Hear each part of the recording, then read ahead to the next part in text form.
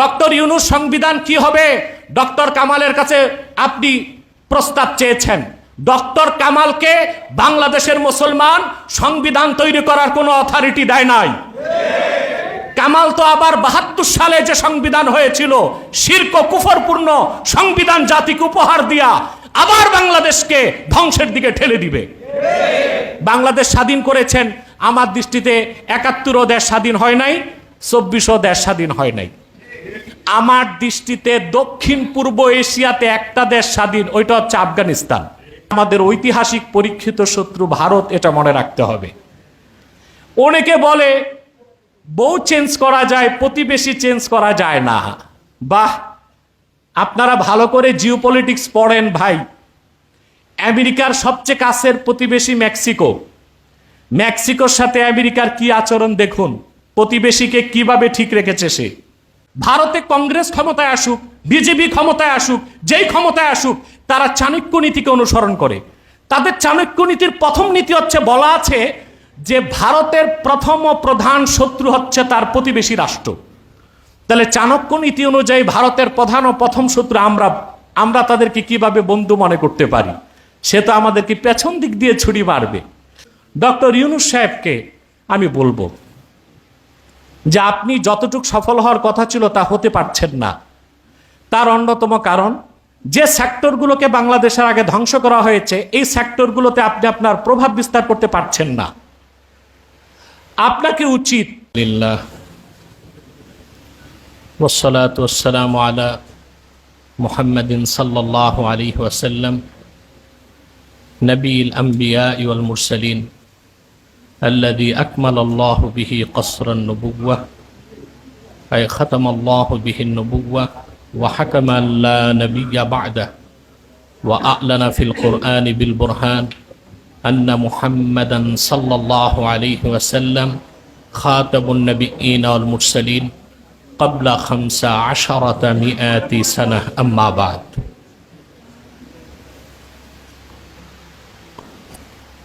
قال سبحانه وتعالى قل يا أهل الكتاب تعالوا إلى كلمة سواء بيننا وبينكم ألا نعبد إلا الله ولا نشرك به شيئا ولا يتخذ بعضنا بعضا أربابا من دون الله وقال رسول الله صلى الله عليه وسلم جاهدوا المشركين بأموالكم وأنفسكم وألسنتكم أخرجه ابن حجر ফি বুলুগিল মারাম। পিলখানা হত্যাকাণ্ড, হাসিনা ও ভারতের ষড়যন্ত্র শীর্ষক আজকের এই বুদ্ধিভিত্তিক আলোচনা সভার সম্মানিত সভাপতি, উপস্থিত বাংলাদেশের বিভিন্ন মহল থেকে আগত চিন্তাশীল, প্রজ্ঞাবান এবং স্বনামধন্য আলোচকবৃন্দ, সকলকে ধন্যবাদ জানাচ্ছি। অত্যন্ত সংক্ষিপ্ত সময়ে দীর্ঘ কথা বলার সুযোগ নেই এবং আপনাদের ধৈর্যচ্যুতি ঘটুক সেটা আমি চাই না। কয়েকটা মৌলিক কথা শুধুমাত্র আমি মনে করিয়ে দিচ্ছি। তা প্রথমটি হচ্ছে, এখন টক অফ দ্য কান্ট্রি হচ্ছে যে ডেমোক্রেটিক রিকনস্ট্রাকশন, সংবিধানকে সংশোধন করা এবং দেশকে পূর্বের অবস্থায় ফিরিয়ে আনবে তারা, না নতুন অবস্থায় ফিরিয়ে আনবে সেটা স্পষ্ট করা হচ্ছে না। আসলে আমাদের ছাত্র জনতার আন্দোলনের ফলে একটা বড় অর্জন আমরা পেয়েছি, ভারতীয় আধিপত্যবাদ থেকে আর top most terrorist Sheikh Hasina থেকে দেশকে মুক্ত করতে পেরেছি। এটা হচ্ছে আমাদের একটা বড় অর্জন, এতে কোনো সন্দেহ নেই। অবশ্য সবাই কৃতিত্ব নিতে চাচ্ছে যে এর পিছনে মাস্টার মাইন্ড কে ছিল। আমি বলি মাস্টার মাইন্ড খোঁজার দরকার নাই, কারণ পৃথিবীতে প্রত্যেক স্বৈরাচার যখন পতন আসে সব ছিদ্র বন্ধ করে, যেই ছিদ্র দিয়ে পতন আসে সেটা সে বন্ধ করতে পারে না। হাসিনার পতন এসেছে তার মুখের ছিদ্র দিয়ে, যখন সে বলেছে রাজাকারের নাতিপুতি বলে আগুন ধরিয়ে দিয়েছে। আমি বলি কোনো মাস্টার মাইন্ডের প্রয়োজন হয় নাই, আল্লাহর গজবে লানতে হাসিনা ধ্বংস হয়েছে দলসূত্র। এখন কথা হচ্ছে এই দেশটি তো কারো বাবার তালুক নয়, আর কোনো দলকে আমরা দেশ ইজারা দেই নাই। ডক্টর ইউনূস সাহেব কিছু মানুষ নিয়ে বসে দেশের সংবিধান কি হবে আর দেশের নীতি নির্ধারণ করবে তা তো হয় না। দেশে কি আর কোনো দল নেই, আর কোনো মানুষ নেই? তাদেরকে ডাকেন না কেন? এখন আসুন, প্রথম আমি যে কথাটি বলবো, ভারত কেন বারবার চক্রান্ত করে? বিডিআরের ঘটনা একটা ট্র্যাজেডি, আরও তো ট্র্যাজেডি ঘটাতে পারে ভারত। তো সেটা বন্ধের সমাধান কি, সেটাও তো আমাদের খুঁজতে হবে। সেই কথাটা বলবো, তার আগে একটি কথা বলবো যে আমাদের সংবিধান যেটা আমরা করেছি বাংলাদেশে, এটা কি আদৌ আমাদের ঈমান ও ইসলামের সাথে সঙ্গতি রাখে? এটা হচ্ছে প্রথম বিষয়। একটি কথা কি আমরা চিন্তা করেছি, আমাদের বাংলাদেশের পরিচয় হচ্ছে গণপ্রজাতন্ত্রী বাংলাদেশ সরকার। এখন আমার প্রশ্ন, আমাদের দেশে তো রাজা নাই, তো প্রজা হলাম কেমনে আমরা? এটা কি আমরা চিন্তা করি নাই? আমাদের দেশে এত বিশেষজ্ঞ আছে, দার্শনিক আছে, কলামিস্ট আছে, জ্ঞানীগুণী আছে, একবারও কি চিন্তা করেছেন দেশে তো রাজা নাই, তা আমরা প্রজা কেমন করে? এটা দুইটা জবাব। একটা জবাব হচ্ছে ব্রিটিশ কলোনি ছিলাম আমরা, তা আমরা ব্রিটিশদেরকে তাড়িয়েছি, কিন্তু সুচতুর ব্রিটিশরা যে দেশগুলোতে ঔপনিবেশ স্থাপন করেছিল ওই দেশগুলোকে কমনওয়েলথের মাধ্যমে তারা ধরে রেখেছে। অর্থাৎ কিছুটা হলেও বাংলাদেশ, পাকিস্তান, ভারত, শ্রীলঙ্কা যেগুলো কলোনি ছিল ব্রিটিশের, তারা কিছুটা হলেও ব্রিটিশের বশ্যতা এখনো স্বীকার করতেছে কমনওয়েলথের সদস্য হবার কারণে। এই জন্যই কি আমাদের তারা প্রজা মনে করে? এটা একটা কথা।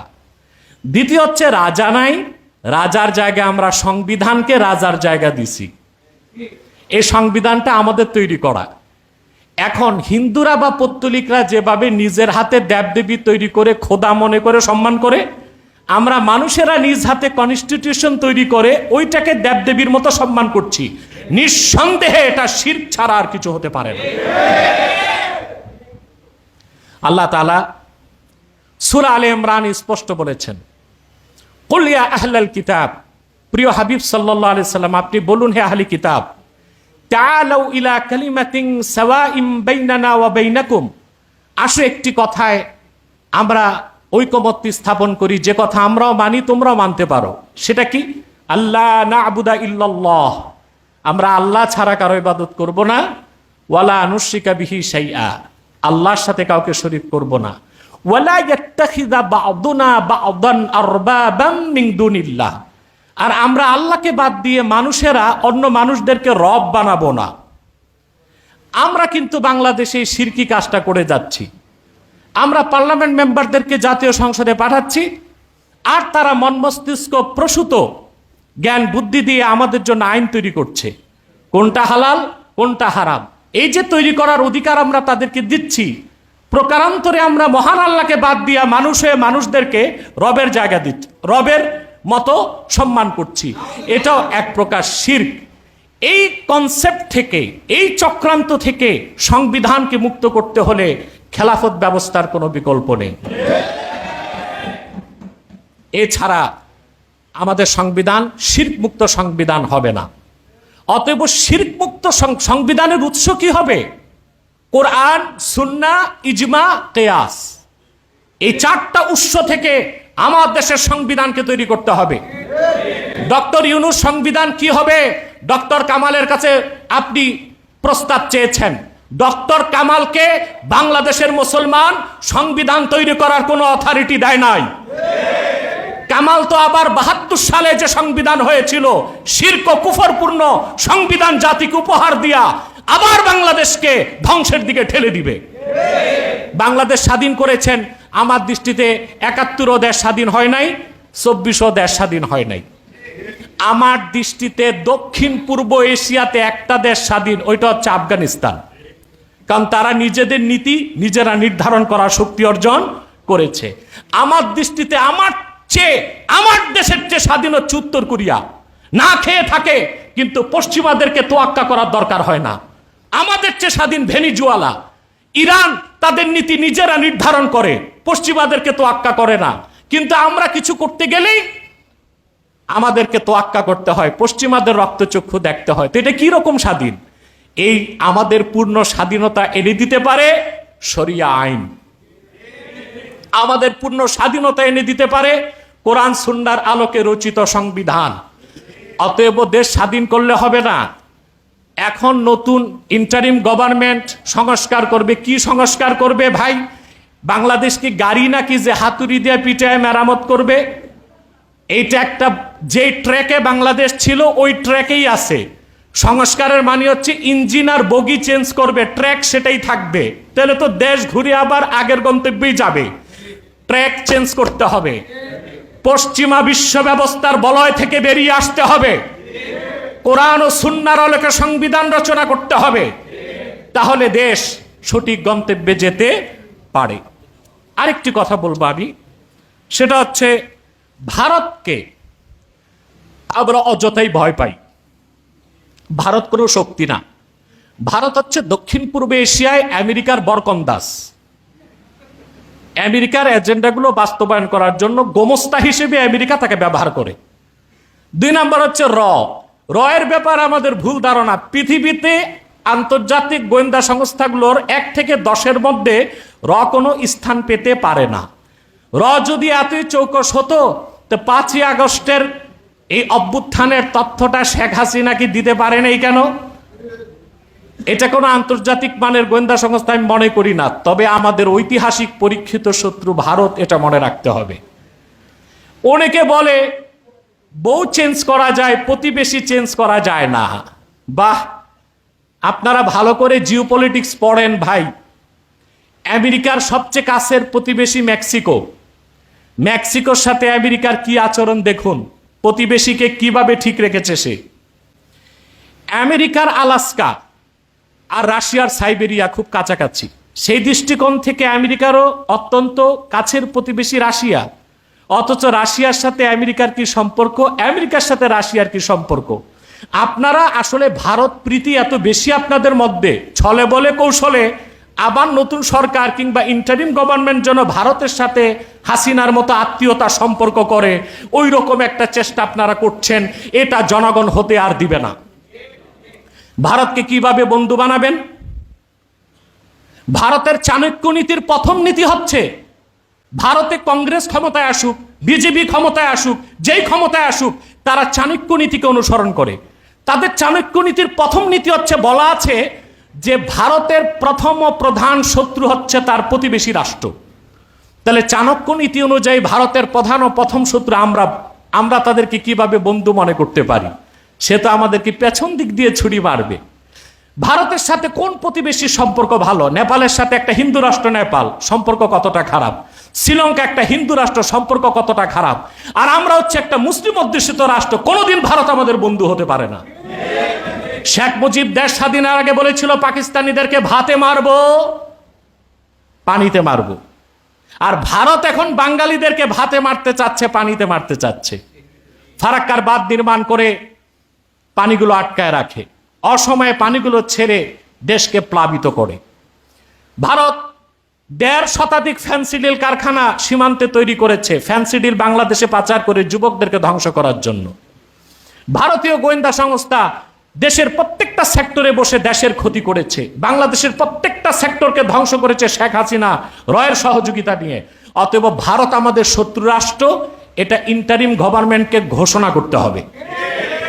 আমাদেরকে এই নীতিতে পৌঁছতে হবে। ভারতের সাথে আমাদের কোনো রাজনৈতিক, সাংস্কৃতিক এবং সামরিক কোনো সম্পর্ক হতে পারে না।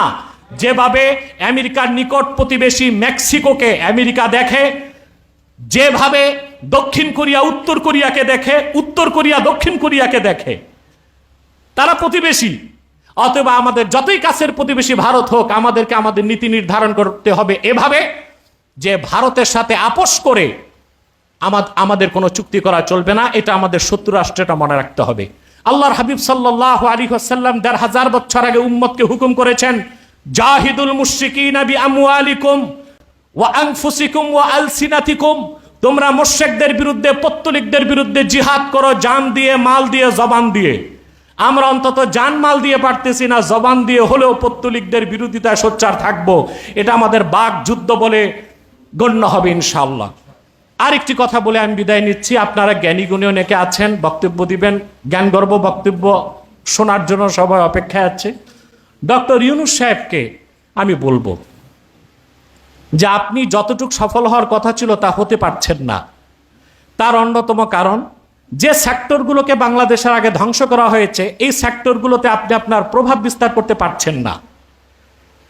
আপনাকে উচিত যে সমস্ত উপদেষ্টা আছে এদের বাইরে প্রত্যেকটা মন্ত্রণালয়কে কন্ট্রোল করার জন্য দেশের যে কোনো দল থেকে, যে কোনো ঘরানা থেকে জ্ঞানী গুণী প্রজ্ঞাবান মানুষদেরকে নিয়ে এক একটা কমিটি করা, যেন প্রত্যেক উপদেষ্টা সঠিকভাবে কাজ করছে না, ভারতের দালালি করতেছে, উপদেষ্টা পরিষদে বসে দেশের আবার ক্ষতি করে কিনা, এগুলো দেখার জন্য প্রত্যেকটা মন্ত্রণালয়ের সাথে আপনি একটি বিশেষজ্ঞ কমিটি গঠন করে দিন। নতুবা আপনি যে ভাঙ্গাচুরা দেশ মেরামত করতে ড্রাইভিং সিটে বসেছেন, পথের মাঝখানে যে আপনি বলবেন আমি আর পারলাম না, আমেরিকা গেলাম, তখন কিন্তু আপনি যা সুনাম অর্জন করছেন সবটাই ধ্বংস হয়ে যাবে। আল্লাহ আমাদেরকে কবুল করুক, মঞ্জুর করুক। হিজবুত তাহরির বাংলাদেশে যে কাজ করছে, এটা বাংলাদেশের সকল মুসলমানরাই চায় খেলাফত প্রতিষ্ঠা। হতে পারে খেলাফত প্রতিষ্ঠার ক্ষেত্রে কে কোন পদ্ধতি গ্রহণ করবে এই ক্ষেত্রে মতানৈক্য থাকতে পারে, কিন্তু খেলাফত প্রতিষ্ঠার পক্ষে এদেশের মানুষ এবং হিজবুত তাহরির সে কাজটি করে যাচ্ছে। আল্লাহ আমাদেরকে কবুল করুক, মঞ্জুর করুক। ওয়াখির দাওয়ানা আনিল হামদুলিল্লাহি রাব্বিল আলামিন। ওয়াসসালামু আলাইকুম ওয়া রাহমাতুল্লাহি তাআলা ওয়া বারাকাতুহু।